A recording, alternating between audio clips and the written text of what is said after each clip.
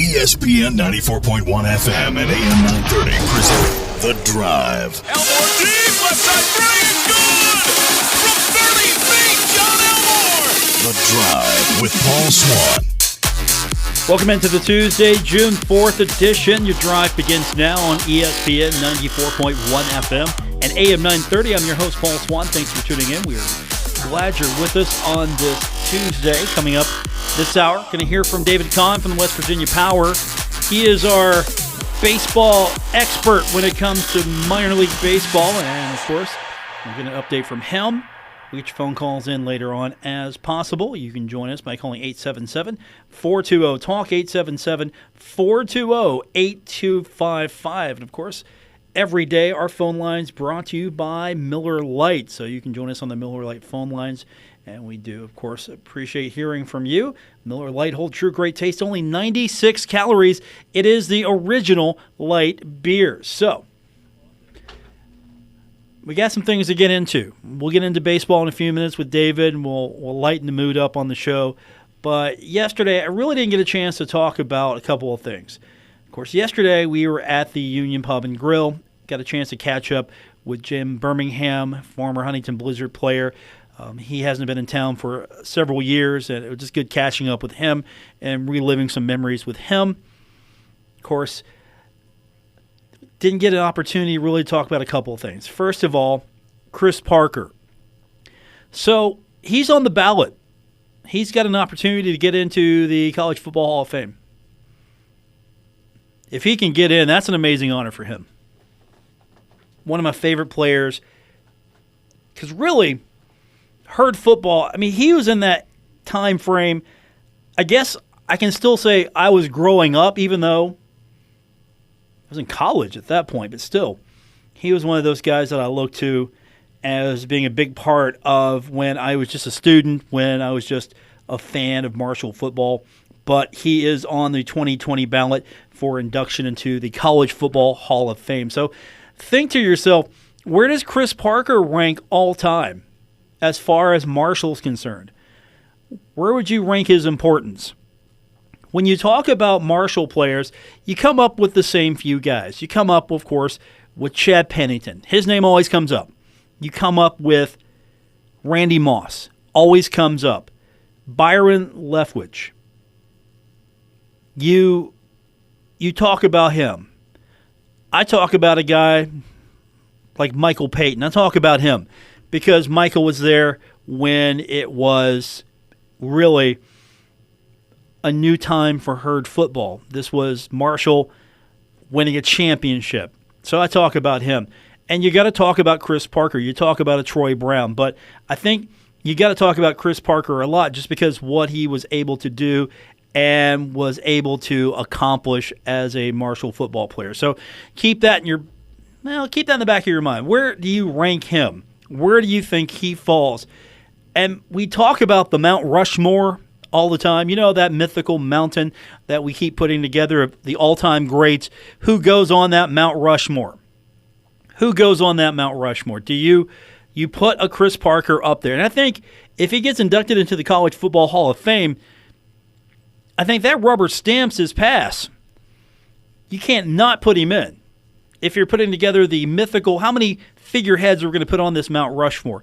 If you limit it to 4, and everybody's going to come up with their own list, but where do you put him in that all-time great pantheon of Marshall players who meant something, who were significant?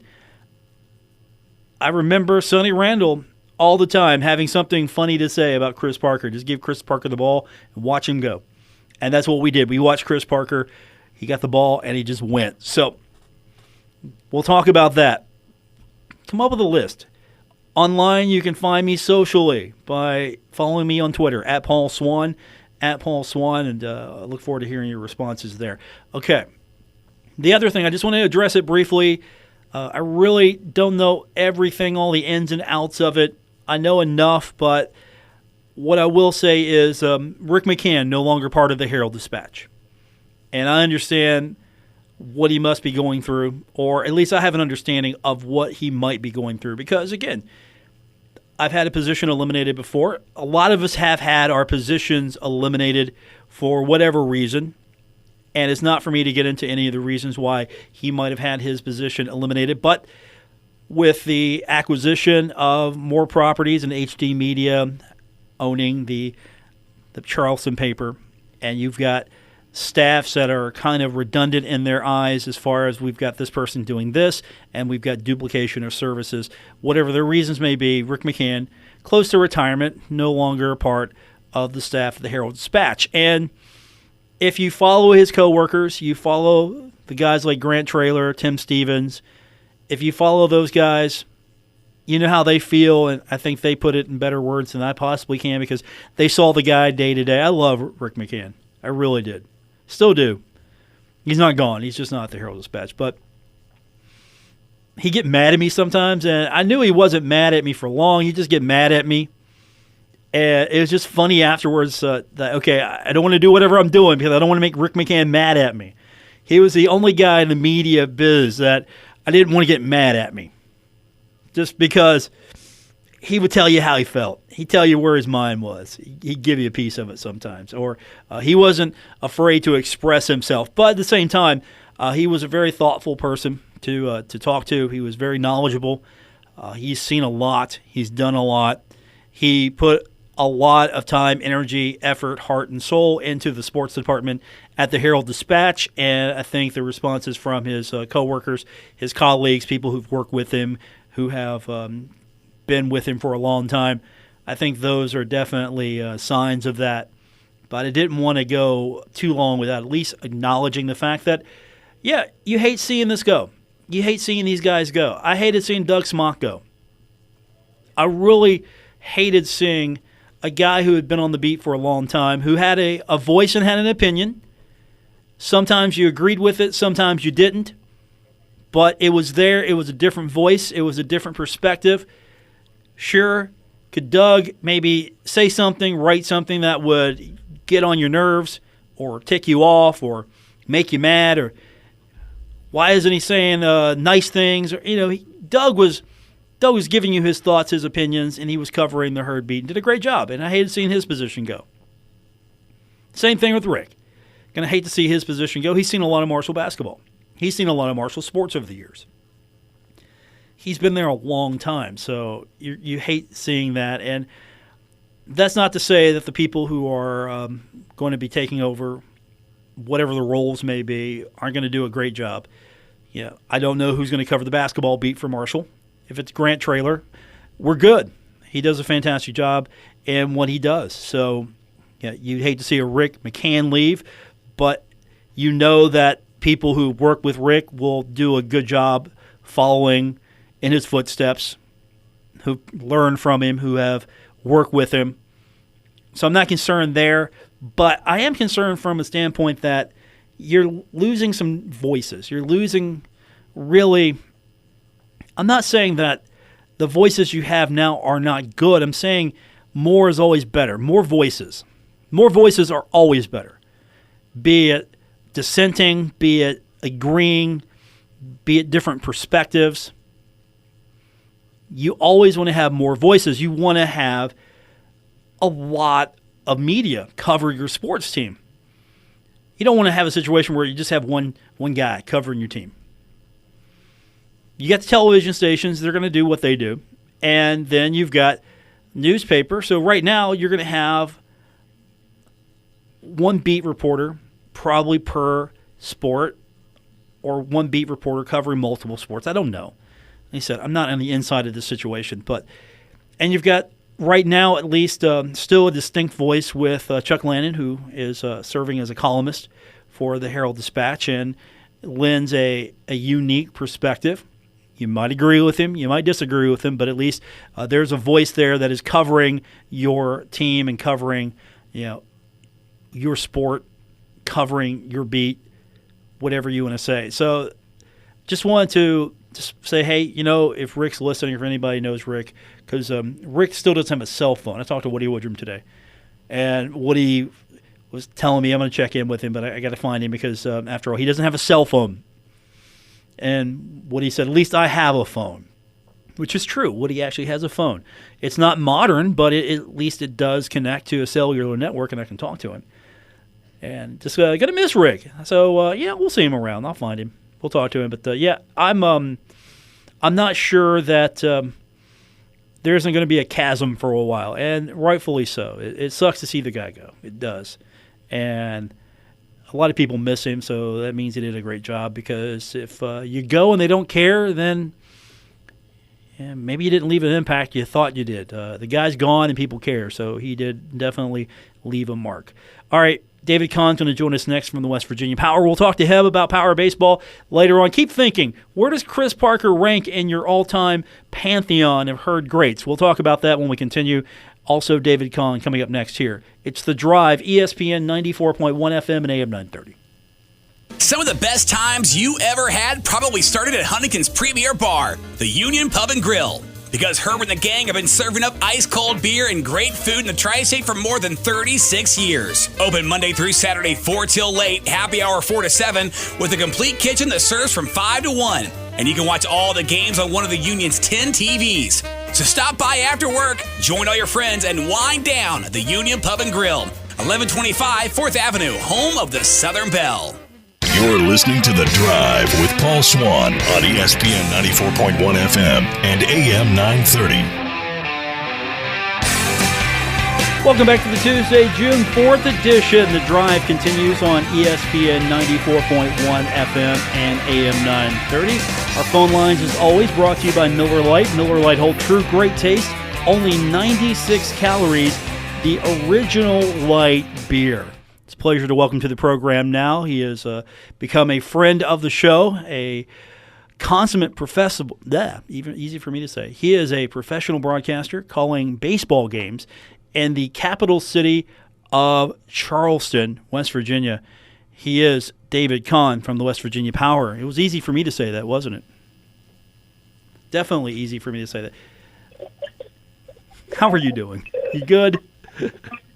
I'm good. I'm doing great. You know, we're in Hickory, North Carolina. Beautiful weather right now, and we're heading down the home stretch. How's the road trip been so far? Not just winning and losing, but just the road trip, because some of these are better than others. Yeah, you're right, and this is actually a really good road trip. I guess for me personally, my parents actually came to Asheville and took me to the Biltmore, so that was cool. I'd never been there before. I feel like I've been there and done it though, so I feel like it was a one and done thing. Very cool opportunity, but that was really cool and good to see the family as well. And then Hickory's always one of my favorite places to come, just because I have a few friends that are on staff here, and the hotel's in a good location. There's a lot of good restaurants, and there's this one bakery called the Cornerstone Bakery that I always like to go to in Hickory, and I got to go there today. So life is good right now, Paul. David Kahn, our guest from the West Virginia Power. So let's catch up on what's happening with the Power now. I know we're getting close to the All-Star game, and that's going to be a big thing happening soon.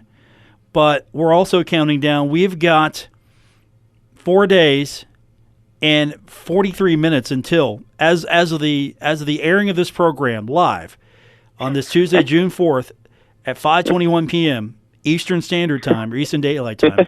4 days, 43 minutes until 15 years of the Power. Yes, indeed. We are having our 15 years of the Power celebration on Saturday. It's going to be a great event. Our friends at Appalachian Power are helping us put that on, and we're giving away a player canvas giveaway, actually, that my assistant Kyle designed. Looks really nice. The first 1,000 fans are going to get their hands on that canvas giveaway. And we're actually revealing each of the 15 players that are on that canvas giveaway throughout the week on social media, on Twitter and on Facebook at WV_Power or WV Power Baseball for Facebook. And you can see who's going to be on the canvas that you're going to have a chance to get on Saturday. But we're really excited. You know, this is the 15th year of Power Baseball, and we're really trying to bring everything full circle, kind of look back in the past and bring it into the present, look towards the future as well a little bit with the draft going on right now with the Mariners. And we're trying to, basically this is one of our top promotions of the year. We're really looking forward to it. Of course, then following after that, we got the All-Star game. The All-Stars just announced today. The Power has 4 Clay Chandler, Dyson Arias, Brian Paul, and Jake Anchia are the 4 Power All-Stars, and all of them very well deserving.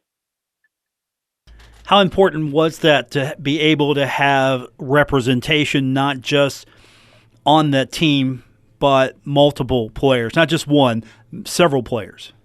Well, it's very important. Last year, actually, when Greensboro hosted the game, they only had 1 player, and they just didn't have as good of a team as they do this year. But we had a really good group of guys this year that have started well. Obviously, not included in that list, a 5th quote-unquote all-star would be Jared Kelnick.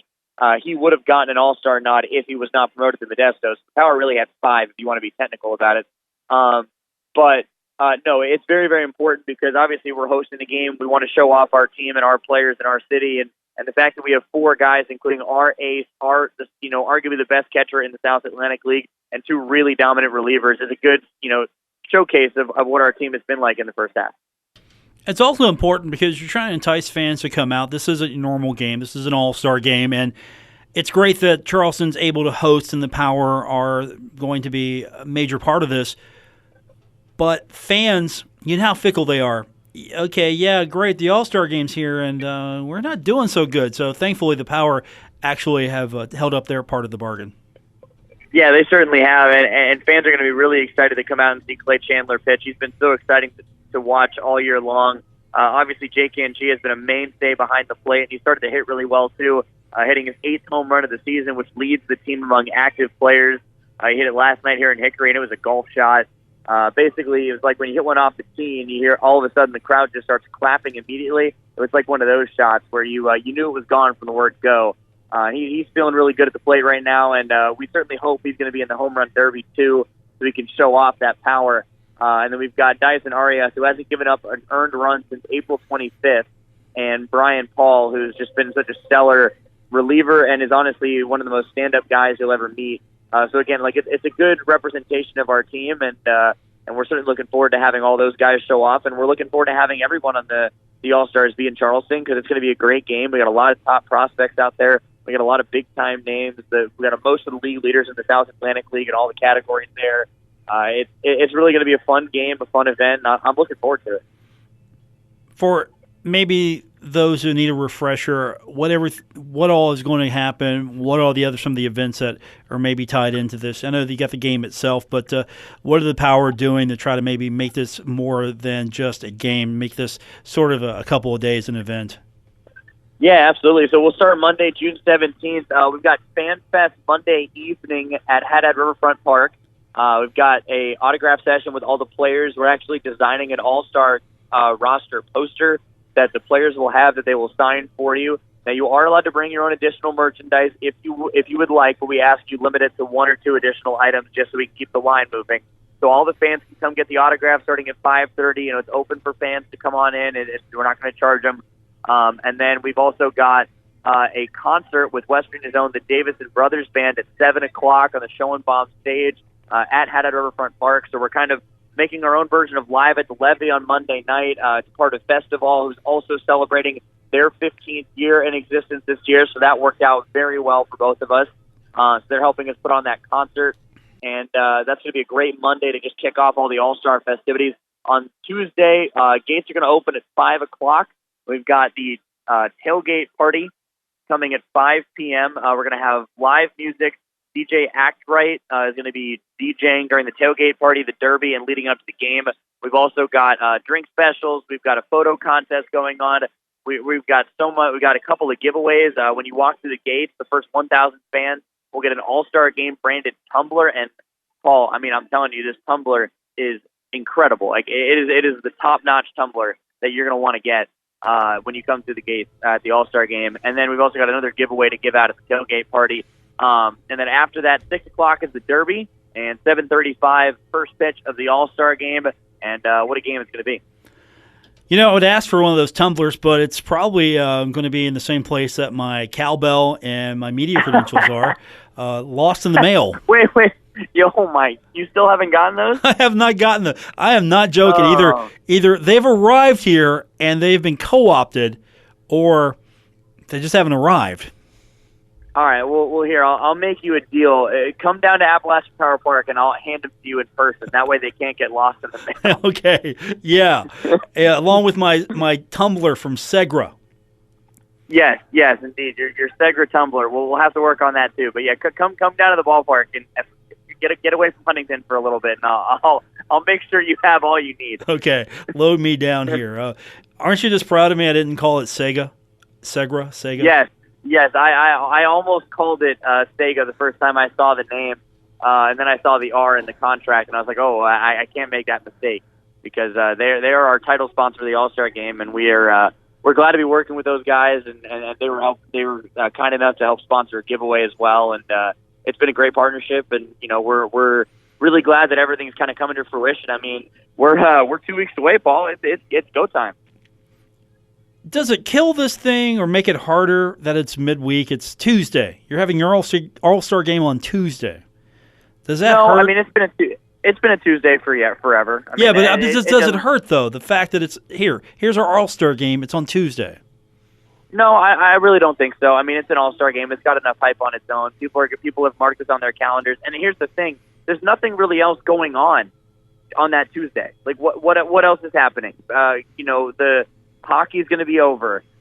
College baseball, I'm pretty sure, is either done or are basically done by that point. The NBA Finals are going to be over. You have nothing else to possibly do besides come to Charleston, West Virginia, and see the South Atlantic League All-Star Game. It's the hottest ticket in town, and we've got a ton of great opportunities of people that are going to be coming in. We've got some stuff we're going to release in the next couple weeks that's going to be even more enticing for why you should be in town. Plus, you get to see the next best, major league stars from all the different teams around the league. I mean, for the baseball fans out there, this is the mecca of a season. So I don't think being on Tuesday hurts at all. David Kahn, our guest from the West Virginia Power. So with the All-Star Game coming up quickly, how do you keep the focus on just trying to finish strong? The Power right now, not where they want to be, 15.5 back. So unless some major miracles happen here in the next couple of weeks, you're looking at, 10, 15 back, depending on what the other teams do? Yeah, I mean, we're out of the playoffs for the first half. That's already been decided. So it's not necessarily looking, to do anything besides maybe play spoiler for Delmarva or Hickory, who we still play in the first half.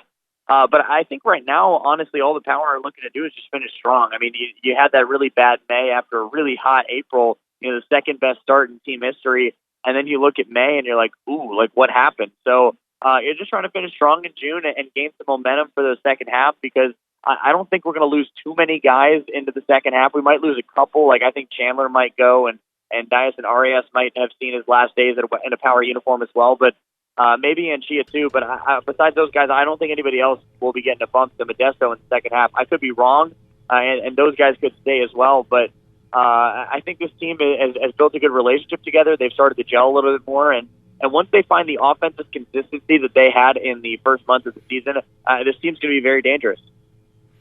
David Kahn, our guest from the West Virginia Power. So, Power on the road, trying to get back home, and I know that's got to be really a must. Just get this road trip over with. Let's just get back home now. I'm sure you're at that point.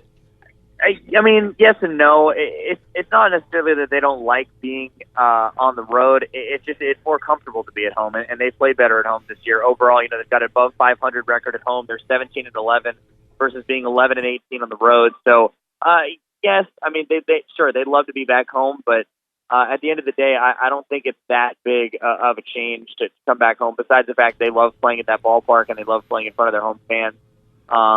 And, I mean, being at home is always nice. And it is interesting that with the All-Star Game this year that we end up ending the first half and starting the second half on the road. That's a little peculiar. But, hey, I mean, that's how the schedule was rolled out, and we're going to roll with it. I was going to ask, no breaks for the All-Star host, because you're at Hagerstown for 4 after you wrap up against Delmarva on the 12th. Then you've got Monday off, technically. All-Star Game on Tuesday. Really. Yeah, technically off, but no. Tuesday, All-Star Game. Wednesday, probably travel day for you, as Lakewood is on the 20th. And then you're on the road for, 7 more. So you're on the road for 4. Quick stop home so you can wave at the All-Star crowd. Then back on the road for 7. Yeah. Yeah, South Atlantic Yeah. League doing good things for this West Virginia Power team here. Yeah, it's not ideal, Paul. We'll say the least for that. But like I said, it's how the schedule was rolled out, and we're going to roll with it. I do know that I will be asleep on that 8.5-hour bus ride from West Virginia to Lakewood on the 19th. I assume we're probably going to leave later than normal. Normally we leave for that around 9 a.m. I would say if we leave before noon, I'll be shocked. So I will be sleeping the entire way. I will have my phone off, and I will not want anyone to talk to me for the next 8.5 hours while I try and catch up on sleep after 2 days where I will be running around like crazy. But I'm very much looking forward to the All-Star game. After it's all over, it's going to be like a euphoric drop-off where, I'm going to be running on adrenaline for the last probably 24 hours of it all, and then it'll be over, and I'll just kind of decompress and pass out. But it'll be good, and then I'll wake up, and we'll be in Lakewood, and it'll be time for the second half. They should just hermetically seal you, and then basically, yeah. I need a bubble. Open you up. Here he is. Here's refreshed David. Do you maybe have like an oxygen chamber you could no. install on the bus? What do you think this is? No. Come on, you mean you could get some Appalachian Power money to put into the bus? No, the bus company is not related to Appalachian Power. It's Pioneer Trails, and they do a great job. They have great buses. They're very comfortable. They have Wi-Fi, so I mean, it's nice buses, but no oxygen tanks on the bus. Think of it. You guys could be minor league baseball leaders in that realm of having oxygen chambers in your bus. I mean, honestly, all I would like on the bus is to have a sleeper car. That'd be great. Because as much as I try and sleep on a bus, it's not always that successful. See, I'm surprised you don't have the bus and then the David Kahn Pursuit SUV that's right behind it. I mean, I wish, but someone else would have to drive the car. That's fine, right? You have staff. Yeah, but I can't ask the coaches to do that. That's a no-go, and so I'm not sure who else would do it. As much as my assistant Kyle loves to drive, one, I can't take him on every trip with me, and two, I'm not going to force him to do that. There are a couple of trips that I do drive myself, but then again, I also can't sleep during those because I'm driving a vehicle. Okay, fair enough. David Kahn, our guest. I'm trying to help him out here. You're not using your intern properly. No, I do. I try not to overwork him. He does a lot for me, and he does a great job. So I try not to make Kyle get too overworked. Because he also calls NASCAR races for Texas Motor Speedway. So he's actually heading off to do that during the first few games of this homestand. So that'll be cool for him, and I'm trying to let him get some prep in for the race this weekend. Okay, so he's in Texas this weekend. Yes, he'll be in Texas Thursday through Saturday, and then he's back Sunday. Okay, and this is Kyle the intern. Well, Kyle Yeoman's my broadcast partner and assistant, and I don't like using the word intern because he does so much more than what a normal intern does. So I call him my assistant. Okay, so Kyle the intern is working for MRN Radio, correct? Texas Motor Speedway, just an internet stream. It's not on the radio. Okay, so all right, so he's working for he's streaming the game. All right. Yeah. Okay. Well, we'll talk off air. I know some folks are going to be at that speedway, so we'll talk. Okay. We'll talk off air. I was going to see. See if I could help the boy out. Oh, okay, good. He'll love that. Yeah. Send me. Yeah, get his. Yeah, we'll do this off air, but get some contact information to me and. Okay, I'll send his number your way. Yeah, we can. We'll introduce him to MRN's very own Jason Toy. Oh man. Okay. Well, maybe he might even know Jason. Honestly, yeah, he's from Texas. He's been around Texas for a good while, so he might actually know Jason. Well, Jason's a Florida boy who, but he's done a lot of NASCAR stuff already, so he might have just met Jason. All right, we'll hook those two up together because, if you want to make it big in NASCAR racing, you got to know Jason Toy. Yeah, I mean, you're not wrong, and I know next to nothing about NASCAR, and I know Jason, so... And I have to be nice. I have to be nice to Jason for the next several days because, he saved the show yesterday, so I got to be nice to him. Oh, okay. Yeah, I got to be nice. All right. Well, yeah. I thought you were going to say because he's like a blues fan or something like that. He gives not a care.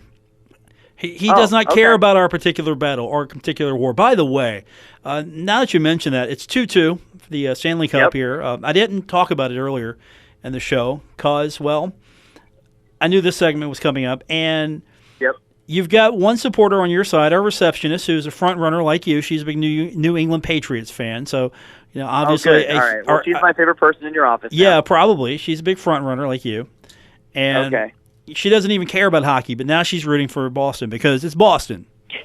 Yep. Exactly. That's what happened. It's 2-2. You thought this would be over by now. You did. You thought it'd be over. I did not say. No, I didn't say that. I didn't. If I recall right, I just said the Bruins are going to win. I didn't say what game. Okay. All right. So your predictions come true. They have won. They just haven't won all the games. No, yet. I said they'd win the series. Oh, okay. Well, we'll see. We got 2 more games minimum. You got 2 more games minimum. Honestly, this will probably go 7, but. The Bruins, if I recall, have home ice advantage, right? That means nothing if they lose Game 5. No, I'm aware of that. Thank you, but they will. Game 7 would be in Boston, correct? You won't get to Game 7 because they're going to get beat the next 2 games. It's not going to happen. They're irrelevant to my question. If Game 7, if necessary, would be in Boston, correct?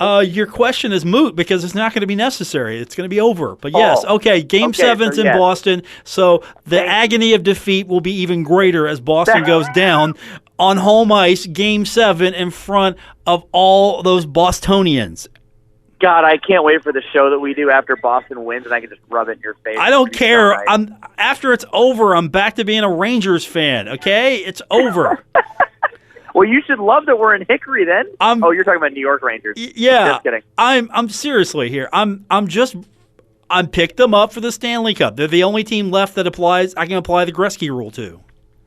Well, look, it's fine. I get it, but look, when the Bruins win, I'm just going to tell you, like I said 2 weeks ago. I told you so. All right, okay, we'll find out what happens. 2-2. We got 3-4 games potentially. Yeah, this is going to be our It's going to be our podcast. We're going to talk about hockey, things that you don't follow as closely as I do. And yeah, well, that's going to make it easier for you, and then I just get to get mad at you, which is what everyone wants to hear, anyways. No, just you. Oh, okay. Yeah. Man, I thought we were friends. Thanks, man. Yeah. No, we are. That hurt. That really hurt. How did that hurt? I was getting mad at you. Everybody wants you to get mad at me, so what are you trying to say? Nothing about you. David Kahn, our guest from the West Virginia Power. All right, we'll have you back next week. We'll do this all over again. David, of course, dictates his own schedule. He just texts me. He announces what time he wants to come on, and then I say yes. Hey, I put a question mark in there. Let's see. Let me find this text here, and I gotta screen this thing. It's like tomorrow at 5:15 question mark. Won't be able to do it Wednesday. Well, yeah, because we're on the bus. I can't get into the semantics of this with our team on the bus. They're gonna rip me the rest of the way. Trust me, don't worry. We've had this conversation with your predecessor as well, so it's all good. Oh, okay, all right. No, I can't talk crap. I can't talk trash about these guys while I'm on the bus. Okay. Right, and so I did put a question mark though. Like I said, I left the option of open to you, and you said yes. So you're the one who's confirming it. No, I replied, well, fine then. Yeah, well, I've learned that you never reply just yet. You always have a quip to send back to me, which is fine. I totally understand. Fair. David Kahn, our guest, West Virginia Power, WVPower.com. Don't forget to get your tickets for the All-Star Game because, well, you got to get that Segra tumbler. It's the prize. It's yes, the jewel. It's the ultimate giveaway. It is pretty sweet, though. First 1,000 fans get that. Oh, come on, 2,000, man. Get another 1,000 here. Make sure everybody gets it. First 1,000. All right. First 1,000. All-Star Game giveaway. Presented by not Sega, Segra. All right. David Kahn, our guest, West Virginia Power. We'll talk soon, buddy. See you, Paul. That is David Kahn. Yeah, I knew the show was going to get off rails. I kind of designed it that way sometimes. More on the way. It's The Drive, ESPN, 94.1 FM and AM 930.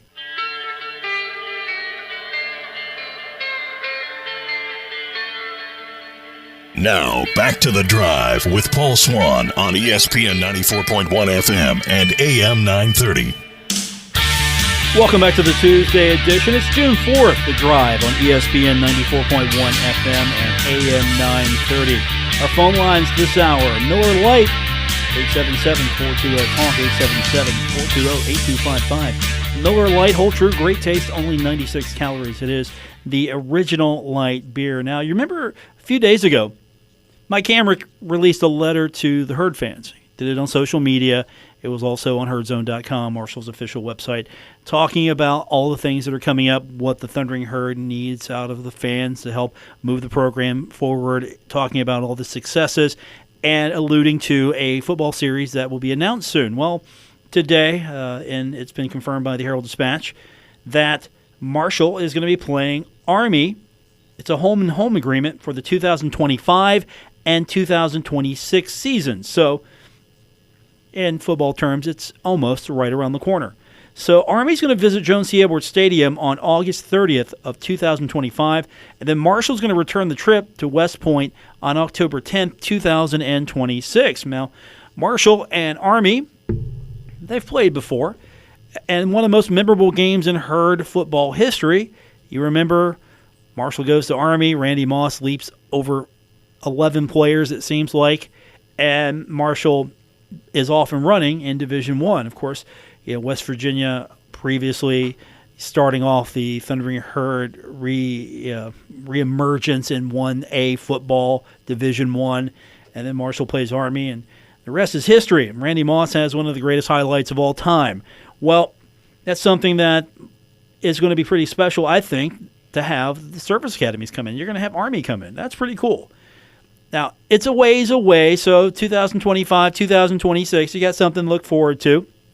But it's still there now, and you've never had Army come in and play at either Jones C. Edwards Stadium or, in my recollection, I don't believe Army's ever played football in Huntington against the Thundering Herd. So you've got a military school coming in.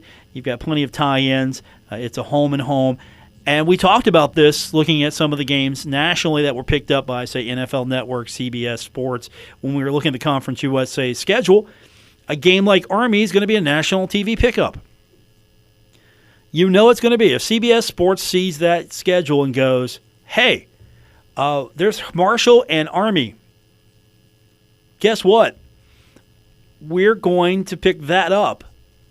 That's going to make a lot of sense for us on a national level. And there you go. So you know that one's going to be on TV, and CBS probably going to pick that one up, at least CBS Sports Network. It's definitely going to be one of their prime choices, and it's an opener also for the Thundering Herd in a few years. It'll be fun. I think it will be a fun series, and you never know. Maybe you get Navy on the schedule. Maybe you can do something a little bit more frequent with the service academies. If you have a good relationship with Army, I'm sure that's going to carry over because then maybe Navy shows up. Who knows? Wouldn't it be cool to have Navy come in? I'd love to see Navy come in. But Army right there. And they've been fun to root for over the last few years. It's hard to root against Army, especially Army-Navy game, the success that they're starting to have, and you've been rooting for them to finally be successful. Once upon a time, Army was a national power.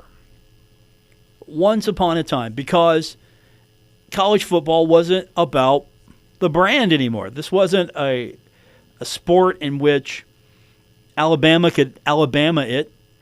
TV money could throw all the resources you possibly can at it, and you can get yourself a good football team. Army was doing it the old-fashioned way, and yeah, it was a different kind of game back then, and it was a different style, and it was really a different time. But Army was a power back in the day. And, of course, I'm excited because you got Army, you got Navy, of course. You'd never have had those teams come in, and now you've got Army coming in. And, hey, let's not forget you do have Navy coming in as well. I mean, you look at these schedules. I mean, I'm almost excited for the fact that Army's coming in. I don't mean to overlook Navy, but you got Navy coming in as well. So you've got agreements with some really good schools coming in, and you've got Notre Dame. That's a game on your schedule. That's huge. So now you look at the scheduling here in the next few years, and you've got some pretty solid teams. So, yeah, you got the service academies coming in. That's pretty cool that you've got Army. And, again, I don't mean to overlook Navy, but the Army announcement's pretty cool. I think I'm probably more excited for Army than I am Navy, but don't tell the midshipmen that, okay? Don't tell them that. Don't tell them that that I'm not excited for them. Navy's in 2001. Midshipmen are in 2023. Army, of course, will be on the schedule 2025 and, of course, 2026. More on the way. It's The Drive, ESPN 94.1 FM and AM 930. Don't worry. Paul Swann has the wheel on The Drive, ESPN 94.1 FM and AM 930.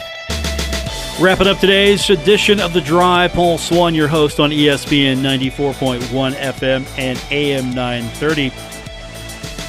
Let's take a glance at Marshall's future non-conference opponents. And, of course, you know the 2019 slate with VMI at Boise State, Ohio, and then Cincinnati. 2020, you've got East Carolina on the road, Pitt, Ohio on the road, Boise State. And then 2021, at Navy, East Carolina, at Appalachian State. That's pretty solid. 2022, at Notre Dame, Appalachian State. I'm all about that. 2023, it's getting interesting because you've got Navy in 2023 at East Carolina, Liberty, and Virginia Tech. That's a pretty solid non-conference schedule, especially for whatever you want to call Marshall, a G5, a Conference USA, non-Power 5, whatever you want to call them. That's pretty solid right there. And then you start adding in some of the other schedules. So 2025, just looking ahead. So your 2025 schedule is going to feature Army, and that is going to be at Jones C. Edwards Stadium, at Western Michigan, and East Carolina. That's not bad. That'll be interesting. You don't know, of course, what East Carolina is going to be in 2025. You don't know what Western Michigan is going to be in 2025. But you throw Army on that, and you're pretty good. And then you look at 2024, Western Michigan at Liberty at Virginia Tech. So expect one more home announcement there. So that's your non-conference schedule over the next several years. And, of course, you don't know what Conference USA is going to look like. So you can't answer those questions until you play, but you're playing some names. Now, is this Alabama? No. Is this Auburn? No. Is this Georgia? No. Is this Clemson? No. Is this Ohio State? No. Is this Michigan? No. Is this USC? No. You see where I'm going. But this is a schedule that makes sense, manageable. These are teams that Marshall can be competitive with. There's no reason why Marshall can't be competitive in 2019 with VMI, Ohio, Cincinnati, with Boise State being one that's going to be a challenge for the Herd. 2020, Marshall should be able to compete with East Carolina, Pitt, Ohio, you hope Boise State. 2021, you should be able to compete with these schools, right? That's what you hope, that you're able to compete and maybe even be better than these schools that are in front of you.